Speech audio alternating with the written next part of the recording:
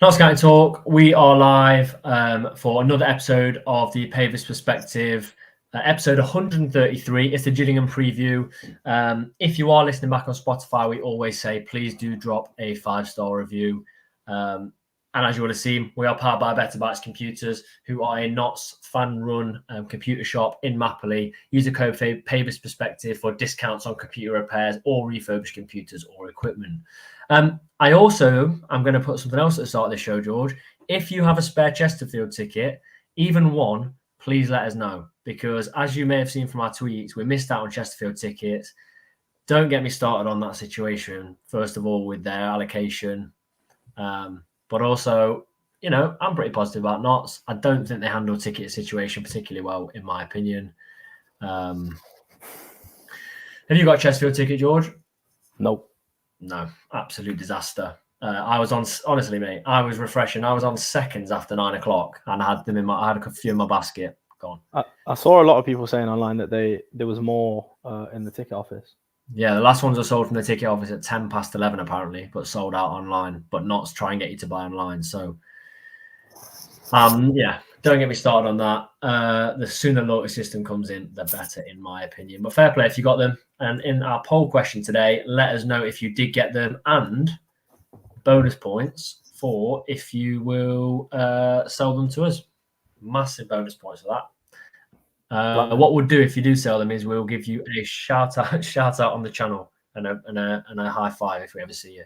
That's how much you want Chesterfield tickets. George, 6 unbeaten. Before we get our guests in tonight, 6 unbeaten. Did you expect 6 unbeaten at the start of the season or even in pre-season? No, not at all, to be honest. Because I think I said this as well, like quite a few times. Going into the season, I was, pre-season was a bit underwhelming, wasn't it? Really, in terms of performances, I think, and results. And some of the transfers for me, like I've said this as well, and I'm happy to be wrong about it as well. I found them a little bit underwhelming, but how wrong was I so far? I mean, we clearly did what we needed to do, and I think what's different this year is every single signing was just solid. They were just solid signings, and none of them that I've seen so far have even been like mediocre signings. They've all come in and they've all done something they've needed to do, bar sort of Kellen Gordon, who's coming back to fitness. And look, a fresh injury with Edwards that we're going to go and talk about, like Chris has mentioned in the chat. But interesting, very, very interesting, interesting signings. Let's see who we've got then before we get our guest in.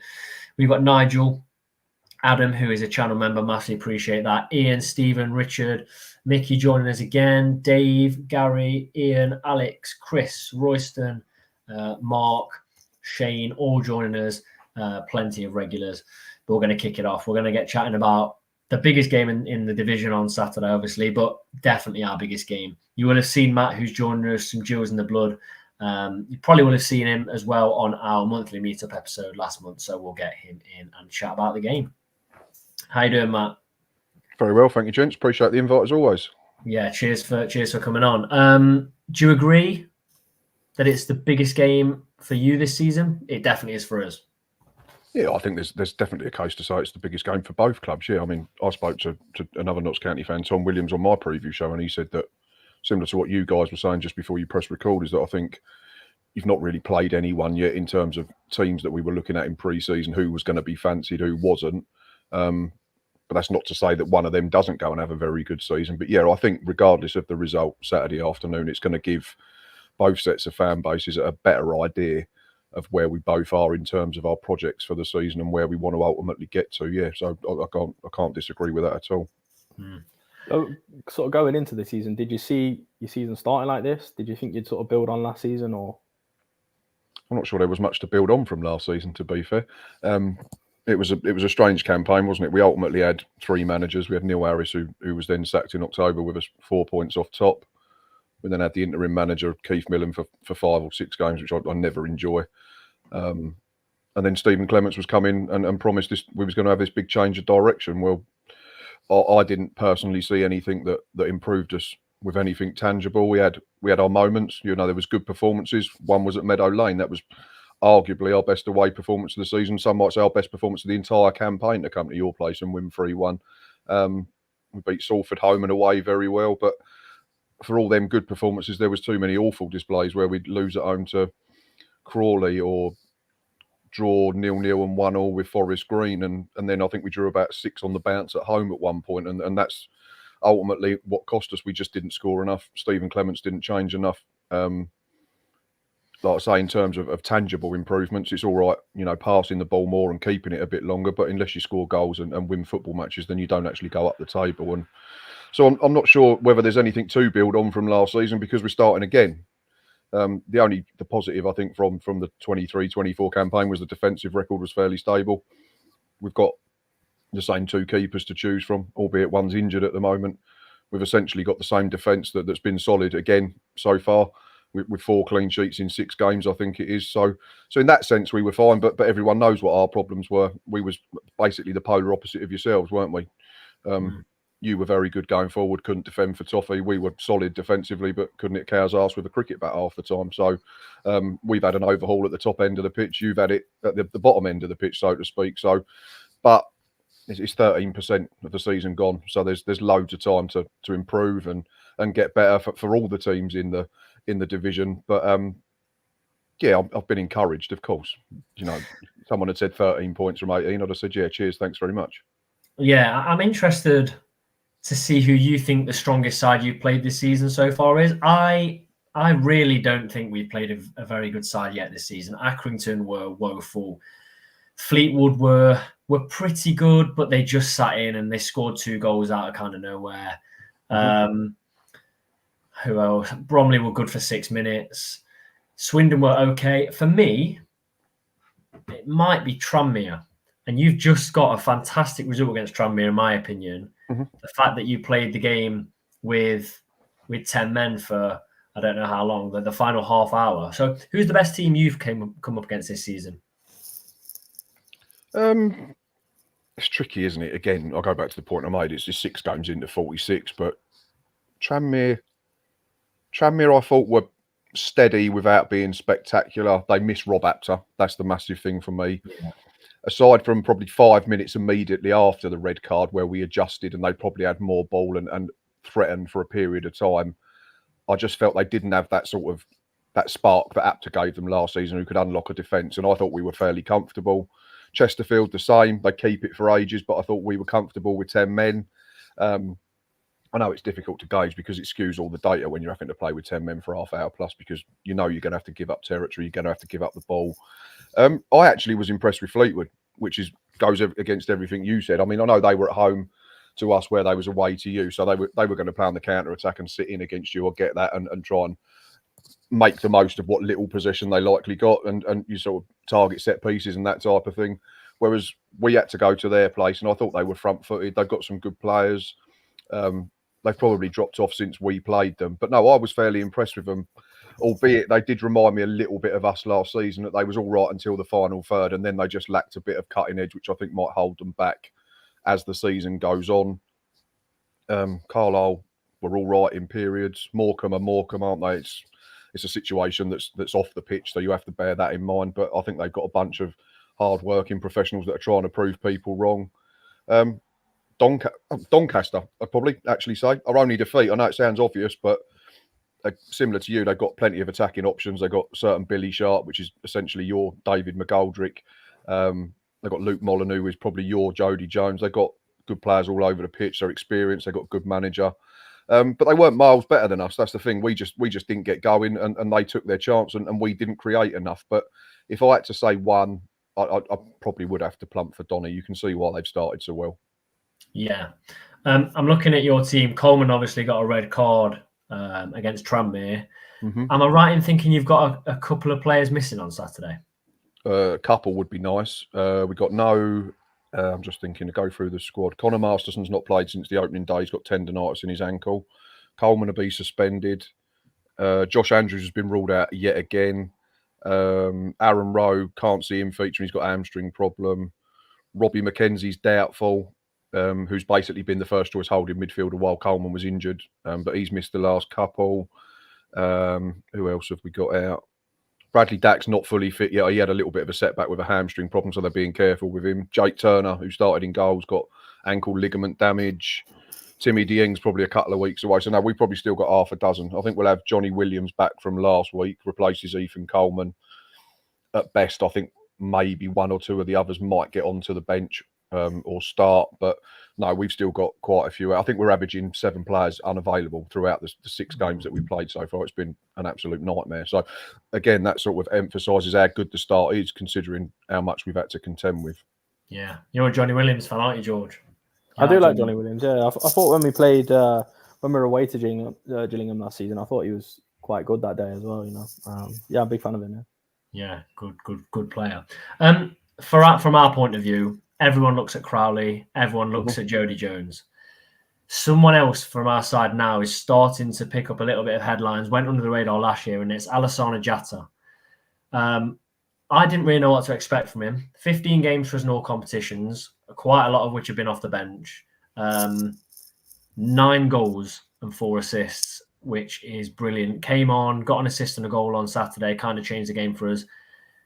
I think obviously I've mentioned Jody and Crowley, but who's going to be the one battling up against Jatta, who big 6'2", 6'3" plus striker? What's going to be that key battle in your defence with him? I'd imagine it'd be Maxima and Shadogi will be the 2 centre halves for us.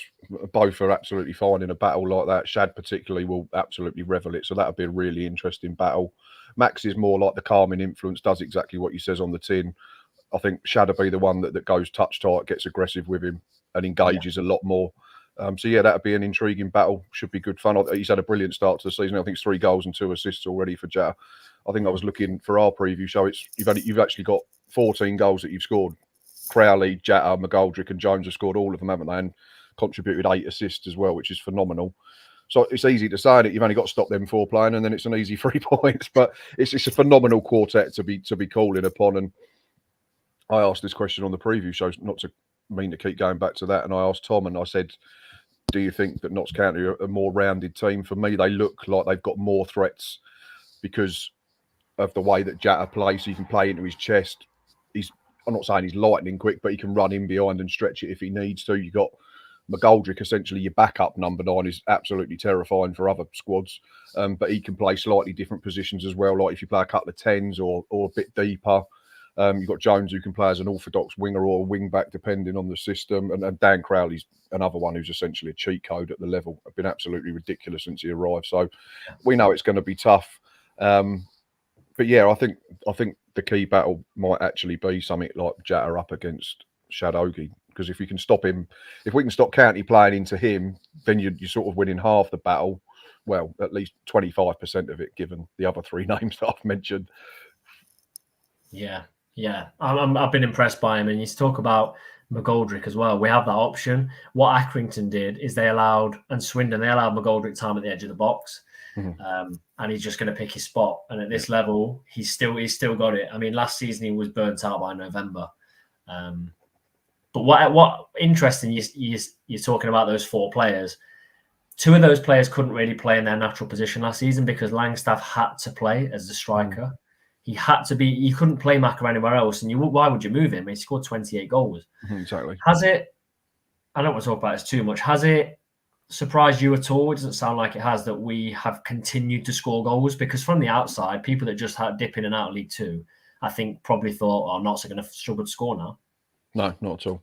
I had you third in my 1 to 24s at the start of the season. I can't remember if that was just before or just after Langstaff had left. But like you said, you go back to the point about Jatta. It was really clever what Notts County did last season. It was probably one of the highlights of the second half of the campaign, was getting him in, getting him ready, getting him adapted to League 2, because Notts County fans, Notts County board, the directors are not stupid. There was going to be interest in Macaulay Langstaff because of them numbers. 28 goals, 6 assists in the league is phenomenal. So there was a chance that he was going to leave. So you've been clever in getting Jatta up to speed and sort of going under the radar, and now he's become the focal point of that attack. So no, I'm not surprised at all. And like I say, when you've got people like Jody Jones from wide, or Crowley, McGoldrick that can pick a pass, and others like you've strengthened at wing back, like Nick Cerula got promoted out of this division last season, you're always going to create chances. And we know what Jody Jones's delivery is like from a wide area, and it's tailor-made for a player of Jatta's build and stature, isn't it? Yeah, frightening. I'm just going to bring this in before we ask the final two questions. Will has got our anagram, and Matt actually got this anagram just as the show started as well. Yeah, it is Stuart Nelson. It was Roast Tunnels, and it is Stuart Nelson. He went from Notts to Gillingham, right? I think he might have done. We got him on a free transfer summer 2012. So, yeah, it might have been his last club before us, yeah. Yeah, I think it was. And then he won the league in his first season. Bloke's absolutely phenomenal. Like, he's still playing now, I think. He's about 42 now. Still playing at non-league level. I think he played, I'm sure he played for Dover not that long ago. He was there. I think he's back home in the West Country now. I think it's like Cirencester or something back over Gloucester way that he's still playing in some sort of regional league. But yeah, he's an absolutely ridiculous nick. And he's a top bloke as well. We've had him on the channel. He's an absolute top bloke as well, Stuart Nelson. Yeah, great player. Two questions then. One we ask every guest. Is there a player in your team that you think either will feature off the bench or will start that we might not know about that you really rate? Let's have a look.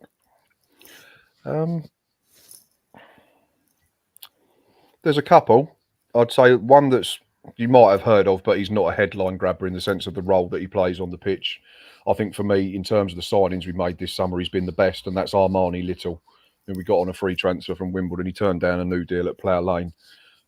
It's just an absolute Rolls Royce of a central midfielder. Like, tackles, runs, carries the ball, uses it well, 2 good feet, scored his first goal for us last week. Yeah, just a really, really good box-to-box midfielder that we've probably lacked for quite a while. Complements Robbie McKenzie for the first 4 games of the season really well. He's had to play with Ethan Coleman in the last 2. Obviously, it might be McKenzie again Saturday, or it might be someone completely different if he's not fit. So that'd be interesting to see how Armani goes. But no, he's been really good. And another one who started his first league game for us last week is a lad that's come through the academy. He's only 18. I'll tell you his name, and then you can tell me if you see him on Saturday whether you think he's 18. He's built like a middleweight boxer. His name's Joe Bode. Always been treated as a centre forward through the youth team. Scored a good amount of goals. Gone on loan, done well. Mark Bonner's been using him as a winger, and he was absolutely sensational last week. Absolutely ruined Cameron Norman for 65 minutes. Like, destroyed him. Like, I'm not just exaggerating that because I'm a Gillingham fan. Norman was handsy, was shirt grabbing, constantly whining at the ref. He went down for treatment after 15 minutes, I think, just to have a breather because Joe Bode had tied him in knots. Joe was involved in the first goal, got a standing ovation after an hour or so when he came off. So we all love, players that come through the academy and then make it. So yeah, that'd be my 2, Armani Little and Joe Bode. We'll keep an eye out. Yeah, final question then for you tonight. Score prediction for the game on Saturday. I'm going to back us to get something, and there's 2 reasons for this, and I said this to Tom as well. I didn't realise how good our record was against Notts County since the mid-80s. I think we played 23 times, and we've won 14 of them and only lost 6. Wow. And I think we've only lost 3 out of 12 at Meadow Lane in that time. But also I'm very aware of the fact that those names that we've already mentioned, you're unbeaten, you're top of the league, is going to be a big crowd that's expectant. I would, if it was offered to me now, I'd absolutely take a point and run. So I'm going to say 1 each.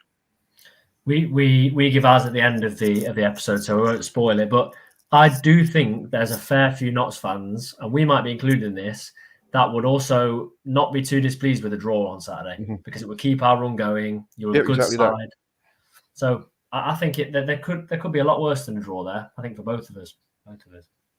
But yeah, appreciate you coming on, Matt. Really do appreciate it. And enjoy the game on Saturday. Yep, no, pleasure as always, gents. Thanks for having me on. Cheers, mate. Thank you. See you later. Lots of good comments there. Great guest, very knowledgeable. Thanks, Matt. Someone put Matt speaks sense. Yeah, it does. Fantastic insight on Gillingham there. I think I just made that one Accrington fan we haven't had on. Is that right? We have just an Accrington fan. We have 3 episodes running for Accrington. We haven't found them. No, it is a very... I don't really know what to expect, because it reminds me a bit of last season where we never really played anyone that great. Take out the 5-1 smash into the team that got relegated and take out a 5-4 loss to Colchester, obviously. But I don't know what to expect. And I think it's a big game because could you imagine if we get a win on that? We're never going to hammer them. That won't happen. But if we get a decent win, maybe a 2-0, what will the confidence levels be like then? Oh yeah, massive, 100%. It does change things, doesn't it? But I think there's parts of me that think sort of last season needed to happen a little bit, didn't it? I think we were riding that sort of wave of getting promoted from the National League and the level we were playing at, the amount of goals we were scoring, just the amount of games we were winning. We were pretty much going into every game thinking we're going to win, weren't we? I know we sort of still do that now with our predictions, but yeah, I think we're not as naive as we were last season. I think, you know, we're sat here now doing as well as we are, and there's still that hesitation as to, you know, we've not probably played the best teams in the league yet. We've played some decent teams, but it is very early on, isn't it? It's very, very early on. So, yeah, it's incredibly hard to tell how well we are really doing, isn't it? Really, and I'm saying until about 10 or 15 games into this. I'm saying 15 games into the season, really, because how often does the team, you know, where we are now, first after 6 games, end up getting promoted? Wow, I'm thinking back. Was it Torquay National League a few years back? Look at that. Look at that. This is a really, really good sort of link from Chris. He put Saturday's main odds opportunity to get that marquee result that kicks us on, a bit like when Williams got the 1-0 win against Wrexham at Meadow Lane. Exactly. That's exactly like that. Look, if we get promoted, are we going to stay top for the season? No, I don't think we would anyway. But it's really, really good opportunity. I mean, I'm looking, and I know some very weird stuff's gone on with Mike Williamson going to Carlisle. That's more of a leave before you pushed, in my opinion. One side gets to get rid of their manager without paying compo. The other side gets the manager they want, sort of situation. But they're going to come good. MK are going to come good. And I know we're very early on. They're already 8 points off us. That's an 8-point gap they've got to build. You know, they've got to get there. I think you look at Port Vale, it's only a 4-point gap, but there will be some teams in there, Chesterfield, who are predicted to do well, 6-point gap. You just got to keep a little bit of a buffer for as long as you can with those teams.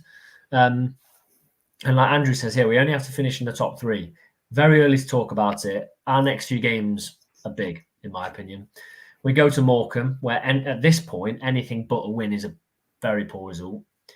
Carlisle away, that's changed massively now. That is very, very hard. On a Tuesday night, that's a very, very difficult game. You then got Port Vale at home, not easy at all. And then Chesterfield away, horrible set of results. Well, I wouldn't know, I'm not going. So I'm not bitter about it at all. But yeah, Chris says October is stacked with big games. It is. Barrow away is not easy, is it? Doncaster away, that comes in November. But yeah, not easy. So in your opinion, Chesterfield away is the only easy one? No, I was joking. It's obviously not an easy game, is it? I think you think it is. I think you think that I think that it's not. I think I know that it is that I think it's not. I agree. Yeah. I agree with everything we've just said there. So yeah, absolutely. We're both right. Yeah, we're both absolutely spot on. So we're going into this looking for our 7th game. At 2-0 to Bromley, our bogey team, you've got to be there thinking, well, maybe you weren't. Got to be there thinking, we're gonna lose this. Yeah. 6 minutes in against our bogey team, and we're 2 down, and it could have been 3 before we got our equaliser. Yeah, it was. Yeah, I flicked on the radio because I actually got in my car like just after 3 o'clock, and it must. I think it was about 6 or 7 minutes past 3 or whatever it would have been, and it was like it's Bromley 2, Notts County 0. And I was thinking, what on earth has happened? And then I think it was Stow talked through like the goal, and obviously I think there was a Bass error in there, wasn't there? And you thought your radio was stuck to last season. Yeah, I couldn't believe it. I was actually in disbelief. I was like, no, it can't be right. I have to check. And then, yeah, it was obviously right. But look, I think I said this in the video last week. You know, like the season we got promoted from the National League, we're sort of ticking all these things off, weren't we? Where it was like, oh, we struggle against this side, we struggle here, we've not won there. You know, that's for me like the first real one that we've ticked off. Yeah, that's true. Yeah. If you're going to go 2-0 down, do it with plenty of time left. But yeah, it's another one of those things ticked off, and that is, I think, early signs, very early signs of a side with huge character that can go all the way. Yeah, I mean, the whole of last season, when we were at 1-0 behind, we gained 10 points. That's it. That's shocking. That's so 10 points when we fell behind first. This season, we've already got 7. Yeah. I mean, I hope it's not in that fashion, but we could equal that on Saturday. And it definitely shows something. I think there's a willingness to change things. Williams was great, a great manager, but we only saw the difficulties in the second season. And when things weren't going right, we just played the same way. We just kept attacking and kept leaving ourselves open. We changed things. We changed things with Maynard. He was willing to take Cundy off at half time. Don't get me started on why Cundy was playing. Nothing against him. I think maybe it was a height thing against the Bromley side. I don't know. But as soon as we changed that, Jatta was on. Centre back for a striker at half time. I'm sure that was a sub. Centre back for a striker at half time. That's what I want to see from my manager. 100%. And he's winning people over. You're on about being 2-0 down, and people are talking in the chat here. I was getting people to go to London. I was like, I'll sort the tickets out. I'll sort the train tickets out. I'll get down to London. We're going down the train. I was like, yeah, I'm dead confident. I've got everyone to London. I'm looking around 6 minutes in. I'm thinking, oh, no. What have I done? I think I'd said to Jake unbeaten season about half an hour before. Obviously, don't mean that. I don't mean that. But yeah, I was thinking, oh no. I was thinking it was going to be about 4 or 5-0. Got to get the train back at 9 at night. Awful. So, no. But it's a very, very good win. What I would say in that is that, and I mentioned it already to Matt, Jatta completely changed the game. And if you look at, I don't know if you've looked at that much detail at the second goal, Crowley's goal. The ball is absolutely fizzed in at Jatta, and he takes it down. I'm sure it's with his head right onto Crowley's feet. It's a where we couldn't have played last season. I mean, we had Jatta last season, but we couldn't have played like that last year. It gives us a different option. It does, 100%. But, you know, you cannot commend everyone enough for the Jatta signing. You know, obviously Jatta himself, you know, the crew that would have highlighted him to sign in. I know the owners had something to do with the club that we bought him off, didn't they? Right. Yes. But when you look at his statistics before he came to Notts, I remember looking at him thinking, why are we paying this much? It was a record signing for the owners, wasn't it? It was the highest amount that they paid. 150. Yeah, euros that was there, wasn't it? So it was about 120, 125k pounds. So it's underwhelming. Like, I was looking at his figures, thinking, oh. And then you sort of think back, and then Wotton was pretty similar, wasn't he? Comes in, and then you're looking at the clubs he's gone out on loan to, and you know, his goals and his assists and things like that, underwhelming. Jatta was pretty much the same, really. As much as, you know, he's come from a club that would play in Europe, like playing European football. You know, his stats were underwhelming, and he wasn't, you know, he wasn't really pulling any trees, was he? But he's come to Notts, and like you've said, with his scoring and his assists, he's blown us out of the water, really, hasn't he? And what a replacement and what a player he is. Yeah, absolutely. I'm looking at his minutes as well. Came on for 17 minutes against Shrewsbury and scored. Came on for 45 against Bromley, goal and assist. So, I mean, last season, not starting every game. He's not, and he's getting goals. He's getting assists. Joe says 9 in his last 12. It's I think all in all, it's 9 in 15. That's incredible. I think Matt made a really good point there, and I've never thought of it like that. But the way that they signed him in January, we sort of said, didn't we, he was going to be like the replacement if Langstaff goes in the summer. But it was such a good move because he has had time to adjust to the league, and he has had time to get used to his surroundings. And, you know, we have bedded him in slowly, where if you sign a striker to replace Langstaff in the summer when Langstaff's gone, he's going in. He's going straight into that squad, isn't he? So, you know, you've got to commend that as well, haven't you? Yeah, 100%. And look, we've got 2 absolutely class strikers in form. And who do you pick? Like Richard here says, Jatta and Didsey Saturday. I don't know. Maybe. I I don't know. If they're happy to let us have the ball, would you do that? It doesn't leave us with that much off the bench, but I'm not sure. James says we didn't get particularly excited when we signed Crowley. The process just finds gems from nowhere. Yeah. And I think the Crowley signing was mad though, wasn't it? Because we got him. I think he was at Morecambe the season before, wasn't he? in League One. Yeah, in League One, and I remember reading some of their fans' sort of review of him, if you like. And it wasn't overwhelmingly good, was it? But I think he came through at Arsenal, didn't he? Yeah, Crowley. So that stands him in good stead. I think as well. I know I've probably mentioned this before, but Grealish mentioned him on his story after the game that he played on TV. But it's crazy. It's crazy because we seem to find these players, and they're just gems that just aren't doing that well. Yeah, Trust the process, as Chris said. A lot of the Morecambe fans had issue with him. They said he just wouldn't find that killer pass or shoot. Yeah. It just goes to show you, doesn't it? Like, what's the word? The style is everything for a player. Do you know what I mean? It can make you look horrendous, and it can make you look amazing. And I think playing in the right position with the right players in the right format, it's crazy what can change, isn't it? Yeah. And Crowley in a relegation threatened side that eventually went down is very different to Crowley in this not free-flowing side as well. Exactly. So, yeah, great. Bit of a downside, though.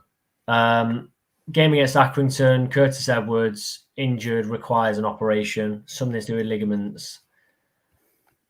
Really, really starting to kick on and play well. Not as severe as the 2 injuries we got last season. Well, 3 injuries, really, wasn't it? We got last season, which ended up being Kedwin, Bajrami, and Palmer. Let's hope we're not going to get a trio of them again. But I'm gutted. Yeah, Mickey's just said here, gutted about Edwards just playing really well. It certainly leaves us one less option. Do we dip into the loan market till around Christmas? Because he won't be fit to play straight away in terms of starting games after Christmas. So I don't know. Do we have enough in that position now? If you're looking at, I know he's not out and out centre mid, but you've got Palmer in there, Abbott, Grant, Crowley that plays there. I'm missing Robbo, who's yet to come back. Yeah, Richard said he's back playing on the grass. I'm gutted. You could probably say we have got numbers in that position, but I don't think we have anything quite like Rob Edwards, do we? No, because he's a Luton manager. Oh, I always say that. I know you do. Oh, Hinch as well. Curtis Edwards. I think we should loan Rob Edwards in. Luton manager. Yeah, Hinch is in there as well. But yeah, he's just like an engine. He's just an engine, isn't he? It's a good. He's a good player, really good player. And I wasn't convinced of him in pre-season, but that just goes to show, like you've already said earlier, you don't base things on pre-season. So you go on what you've seen. I just worried it just disrupts the player, doesn't it? And it could be even when he's back fit, a couple of good few games before he's properly into it. It could be. I was thinking, Matt was chatting to us then from Jules in the Blood. Going to be a good battle, isn't it? Armani Little against Abbott in midfield. Yeah. It's going to be a really good battle. Have you seen Abbott play yet? I haven't. Outstanding. Reminds me of you at 5-a-side in your prime. Really? Yeah. Just ducking, weaving, and diving. Yeah, exactly like that. Getting those injuries, big injuries as well, career-threatening injuries. James says, get Osling. What have I done? Arter or Gosling back in. How do I ban someone from this chat? We can't be having Arsenal. I wouldn't even take them back in. Or Colquitt. Is he even wonder Colquitt? Someone tell me what Colquitt's doing. Has he even got a club right now? That was a strange signing. What a strange signing Colquitt was from Crewe last year, I think. I think it was Crewe. Oh, it was good. Yeah, it has to be Crewe. Right, George, should we look at the poll question? Shall we? Shall we? Let's look at the poll question. It's on topic, this one, Tom. Did you manage to get Chesterfield tickets? Yes, missed out, or didn't try to get them? 17% say yes, 16% say missed out, 67% say didn't try to get them. If you put that 67%, shame on you. No, I'm joking. Or maybe people just couldn't get me. I'm joking. Couldn't get him. I'm just reading this. Colquitt plays for Gateshead. Plays for Gateshead now, transfer. But yeah, we're obviously in the know. Do you know Gateshead? Don't you feel like they? That's probably quite a broad statement, but you do feel like they follow us quite closely. Do you know what I mean? I feel like they've had quite a few of our expired contracted players. Yeah. I know Colquitt was only a loan, but they've had a few of our players now, haven't they? That have, yeah. They know a good thing when they see it. Well, I wouldn't say a good thing. Colquitt was really poor for that, but there we go. I thought it was all right. Yeah, he was all right. No, he wasn't all right. He was poor. He was fantastic. He wasn't. But yeah, genuinely, if at any point anyone comes across some spare tickets, let us know. Yeah, we need tickets. I might have mentioned it already on the podcast this season. I've never been in a position to do all 46 games. This season's my opportunity to do all 46. You know, I've got my Carlisle ticket, got my Morecambe ticket. I haven't got my Chesterfield ticket. So, yeah. Chris makes a good point. Ed Francis scored for Exeter in League One on Saturday. Apparently, they love him. Apparently, did you see his goal? Was it straight from a corner? It was a free kick. It was unreal. Yeah, it's like a tight angle free kick. Swung it in with his left, hits off the post and in. It's unbelievable. Great goal. If you have the chance to watch it, you should definitely watch it. Talking about Ed Francis, did we let him go too early? I always liked Ed Francis. Who was keeping him out? Was it Doyle? No. This wasn't the Bostock season, was it? No. Obviously, Matty Palmer. But when it was the season before Bostock, wasn't it? Was it? He left us in. Yeah, because he was playing for Gateshead, wasn't he, last season? Oh, no. No. It was the Bostock season. Oh, yeah. Wow. He was on loan at Gateshead. I always liked Ed Francis. I know it's easy for me to say that now, but you go back and look at the receipts. I always liked Ed Francis. Yeah, you did, to be fair. Bostock, yeah. Well, people saying it's Bostock and Palmer. Bostock's at Solihull now, isn't he? Yeah, he is. I don't even know if he's played, but he has. Yeah, he plays every game. Does he? Yeah. You're good friends, aren't you? No. No, fair enough. You probably just use FootMob or something, but fair enough for you. Yeah, League One level was mad. He's jumped from 40 games at Gateshead straight into League One, and he's playing well, which is interesting. You're never going to play out. You're never going to do our sort of recruitment style. You can't really look at hindsight of things like this. There'll always be ones that you let slip throughout the years. I mean, look at ones we've let slip: Colby Bishop, Curtis Thompson. There'll always be a few. There will be a few. The one that always gets to me the most is probably Casper Sloth. Are you all right? Why do you mention him so much? A genuine question. Are you okay? Oh, what a signing that was. Brilliant. I swear he used to play for Leeds. He did. So I think his football career is done. He's 32 and he played for no one afterwards, I don't think. Yeah, I thought he played in where's he from? Is it Denmark? It's Danish. It says here a team called Stjarnan in the Icelandic League. That's horrendous. I genuinely think I would be decent. The one that got away. League. The one that got away. When we signed him, we were like, it's a good signing that. We were buzzing. Went up to the manager's office and said, I've had enough. I don't know. I don't even know who the boss was at that point. Was it Birchnell? What a shocker. I don't know either. Must have that's one we really, really got wrong. Really got wrong. Let's look at the line. Who was more wrong? Him. No, it's definitely him. Definitely him. Him or who? There's no one else. There's no one else on that level. There's literally no one. Well, Arthur and Gosling are. They're not even on that level. But Arthur was all right. Like he tailed off massively, but he was all right. I think because of who he was and how much he was earning, he probably had very high standards set of him already. Do you know what I mean? He should have been way better than League Two. 100% agree. It wasn't even League Two; it was the National League. Oh yeah, he should have been absolutely. But still, he wasn't atrocious, was he? No, at least he didn't leave. That's like me. At least he didn't get picked on his first game and left. That's like me going and playing in like. No, I'm not comparing this to Casper Slough, but that's like me going and playing like under 10s football, and you coming off the pitch and saying we weren't bad, like you're all right. I should be absolutely. No, I should be like Perlo. I think that's a bad comparison. He's played full on Premier League and he wasn't even that old, and he came in the National League. I don't know. I think that's a tough comparison. I got down a rabbit hole the other day.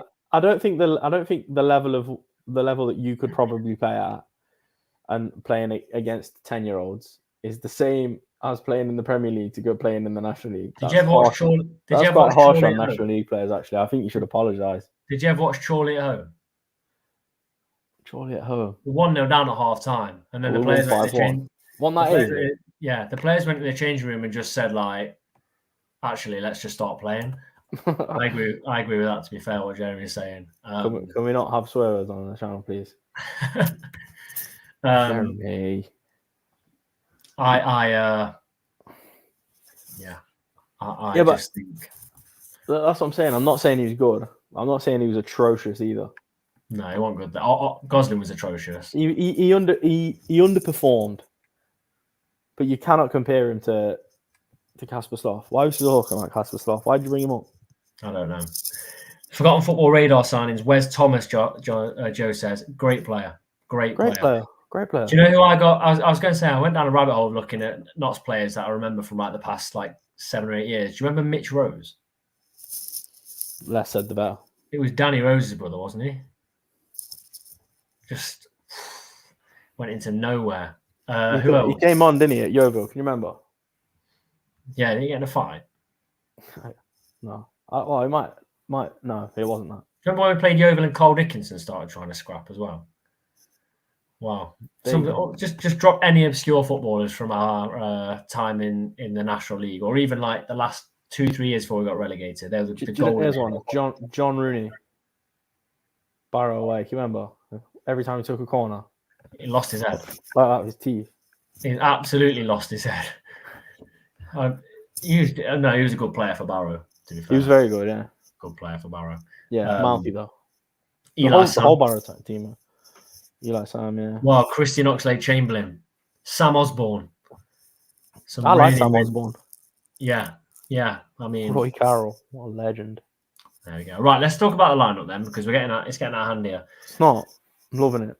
I'm going to say you keep the same goalkeeper. You change up the defence. I don't think Cundy starts. I think you start McCory, Platt, Bedu, Cerula, and Jones.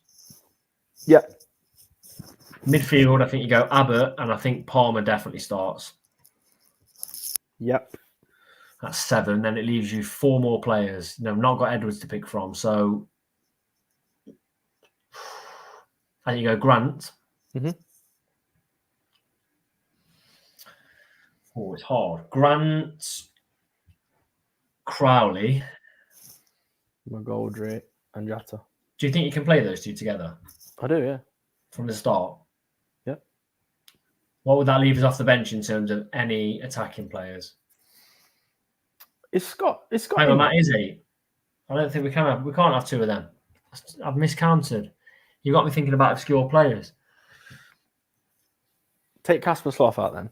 We'll take Slough out. If you just need a starting 12. Yeah, we need a starting 12. It's only taken 133 episodes. I think we need to start again. No, same back 5. And then I'd probably start same back 5, and then I think I'd start Robertson, Palmer, Abbott, Edwards in a boot. I'd play Grant, Crowley, Scott, Didsey, and Jatta, I think. Yeah, I agree. You definitely need one more player in there. I'd bring Luther back on loan. 3-4-3-1, solid.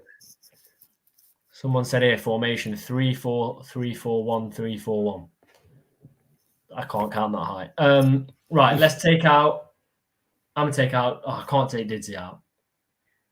Someone said Jatta off the bench. No. I think if anyone off the bench, McGoldrick. Okay, we'll take McGoldrick out. I think it's a bit selfish that we can't play with the 12 starting 12. I do. I think it's kind of mean that people pointed that out and could have just let us go with it. Do you know what I mean? Yeah, 100%. We were enjoying ourselves. 100%. I feel a bit silly, to be honest. Right, score predictions. Virgil Gomez, what a shout, Virgil Gomez. That's a great shout. What was it, Gomez? Something like that. Gomez. I think he said Gomez. Yeah, Dizzy can't be left out. I don't know what to do. I think you probably take Bass out then. You just rush goalie like you do on the streets. You've lost your mind. Richard says 2-2. We're going to mix it up, George, today. We're going to put people's score predictions in before ours. 2-1 Notts. We've got 2-0 Jatta and Jones. We've got a 0-0 here. I might possibly take a draw and a clean sheet. We've got 2-1 Jatta Brace. Luke Pilling's a great shout, goalkeeper. We've got 3-1 Notts, Dizzy 2 and Jones. We've got 2-1. We've got 2-1, 1-0, 3-2. We've got 3-1. We've got 1-1. Yeah, good one here. 6-4, Chickson and Jatta hat tricks. 2-2, 2-1. We've got 3-1. We've got a 2-0, and I'll put the next one that comes in. We've got 3-2 knockabout Panto stuff. Not sure what that means, if I'm completely honest, but 3-2, we'll go for it. We'll go for a 3-2. That's right, the 3 goal scorer. That's the 3 goal scorers. Is it? Yeah, knockabout Panto and stuff. Oh, love that. That's clever. That is from you. Ryan Schofield, someone says here. Right, score prediction from me. I'm going to go first because at least I didn't name a starting 12 like you. I'm going to say 2-1 Notts, Jones and Crowley. I think they're going to be preoccupied with Jatta and Didzy. I'm going to go for 1-0 Notts. I'm going to go Jones and Crowley. 1-0 Notts, Jones and Crowley. Jones assist, Crowley goal. Fine. I'm going to end with this obscure one. Kevin Castro, score of the best free kick I've ever seen live. And then oh my goodness. You were there, weren't you? Another player that ended up at Gateshead. Yeah, to be fair. Yeah. You were at that York game, weren't you? Yeah. Wait, what a goal. What Unbelievable. a goal. Unbelievable. If you're not already subscribed, please do. So far this season, we have been flying with our subscriptions. So if you are enjoying the episodes of It's All Black and White or any of our Pavis Perspective or even Instant Reactions where we've got a few other Notts County Talk regulars putting videos out, then yeah, please drop a subscription. We're going to be here all season and hopefully including Chesterfield, but I'm not upset about it. As always, if you think of any more obscure players, drop them in the comments, leave a like, and please do subscribe to the channel.